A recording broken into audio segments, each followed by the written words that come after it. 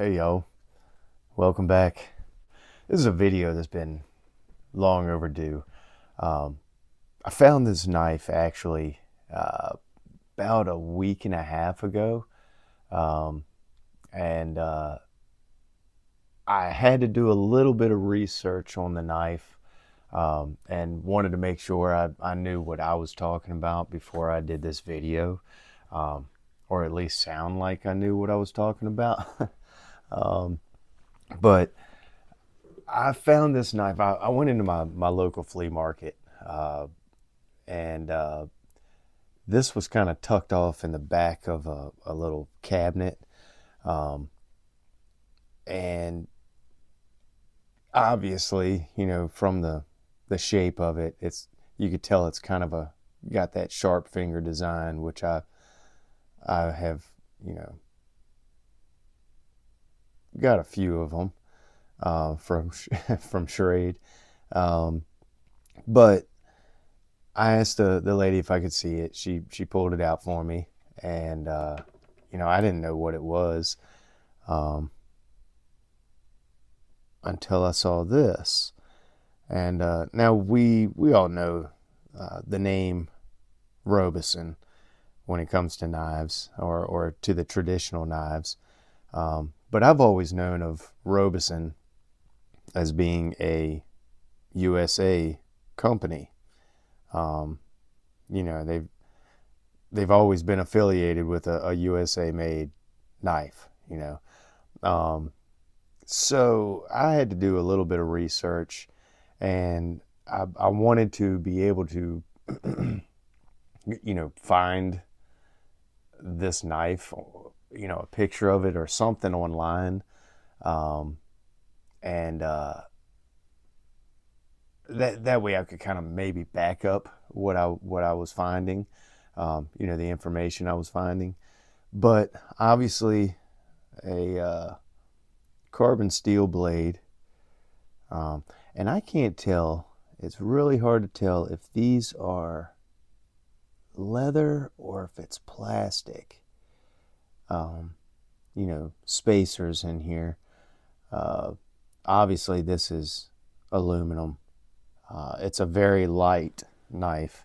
Um, Actually, feels good in the hand. Fits my fingers, pretty well. Um, but anyways, uh, well, and I'll show you the sheath also before I get into a little bit of the history of the knife. But I took a chance with this one. Like I said, I've always known of Robeson being a USA made knife company. So, but you can see, there's some birds flying in the sky. There's some clouds.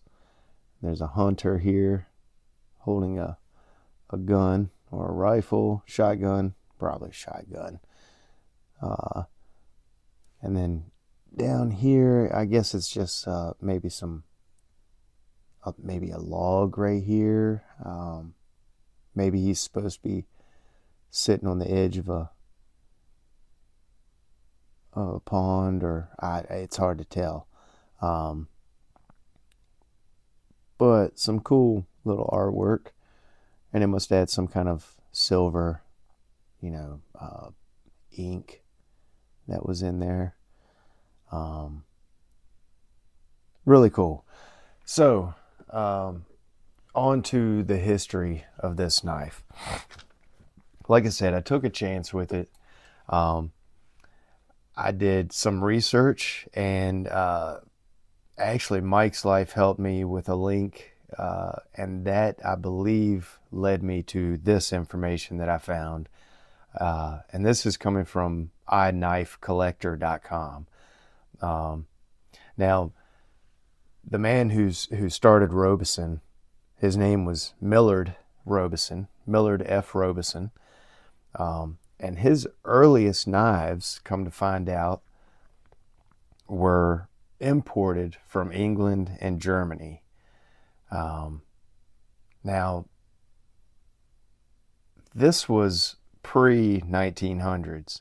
Um, the foreign cutlery, there were tariffs that were passed on the foreign cutlery.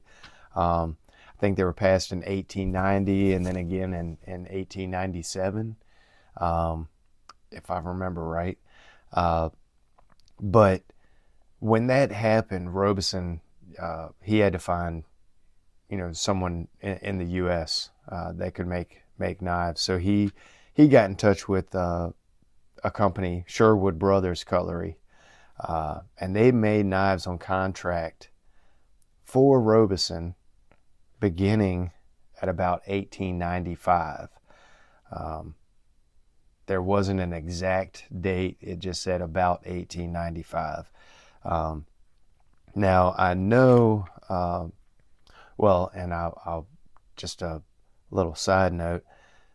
Sherwood Brothers Cutlery was later bought out by a man named Adolf Castor in 1902, and that became the Camillus Cutlery Company. But back to the contract, when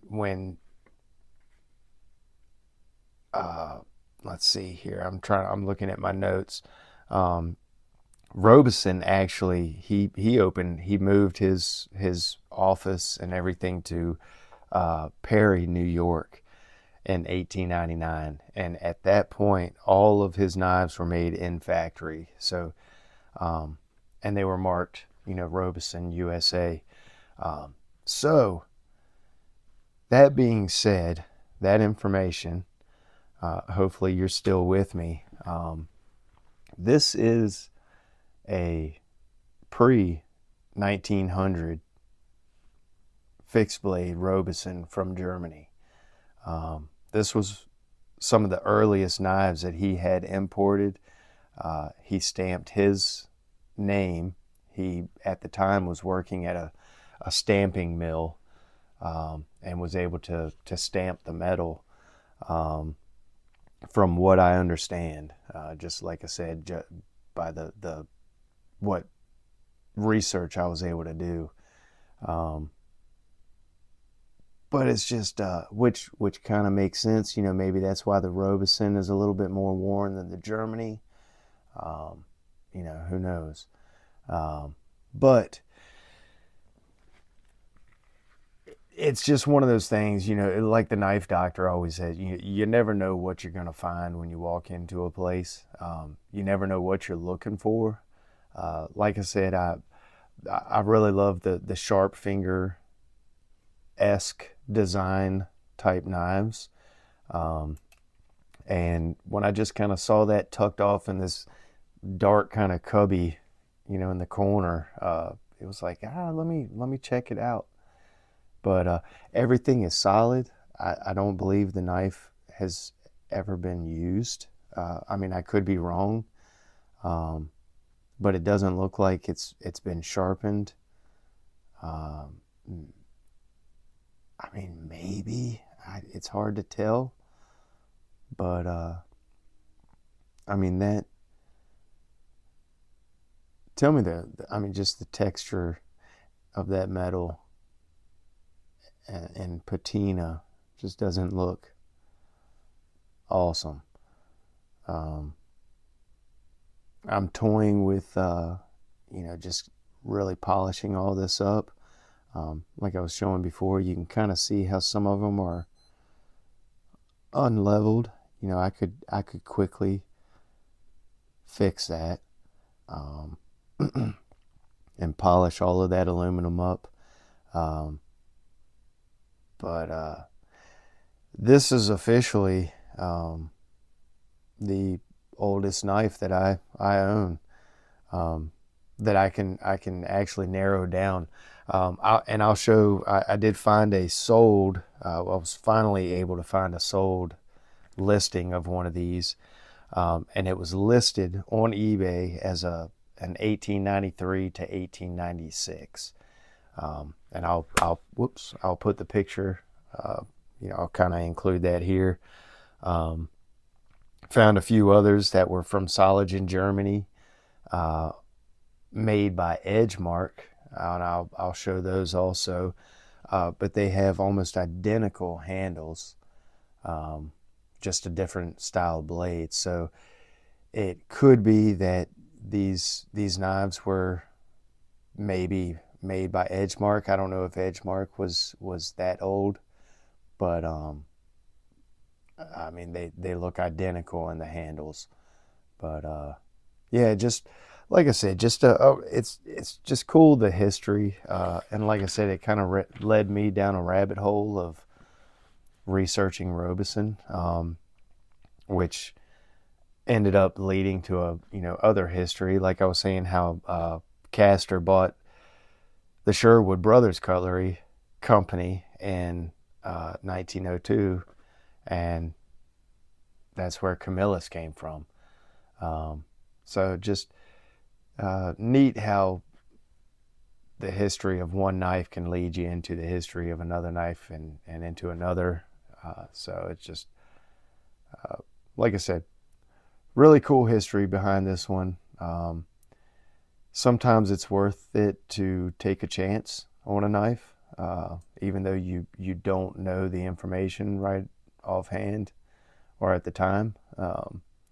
But like I said, I mean, I knew of Robeson being an old company, so that's what made me just take a chance. It was like, it looks like an old knife, and it was a good price. I couldn't beat the price, so I wasn't losing, even if it ended up being nothing. So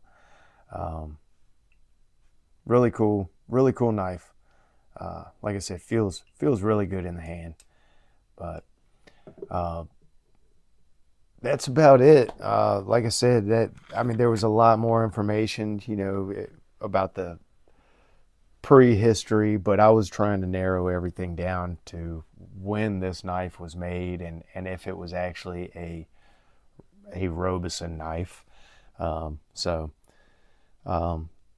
I do have some other leather stuff that I can show off soon. That's what I've been kind of working on in this, week and a half hiatus that I've taken from posting some videos.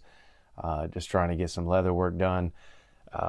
Stuff for myself, stuff for future projects. But yeah, I had a few like fixed blade sheaths that I really needed to make for some knives that I had, and they've just been sitting. But then I did a kind of a custom job modification on a cool fixed blade, so I'll be showing that off soon also. But thank y'all for checking in, and hopefully y'all are still with me and enjoyed the history that I found on this knife. And hopefully you learned something. I know I did, for sure. So thanks again. I'll catch y'all in the next one, and have a great week. Peace.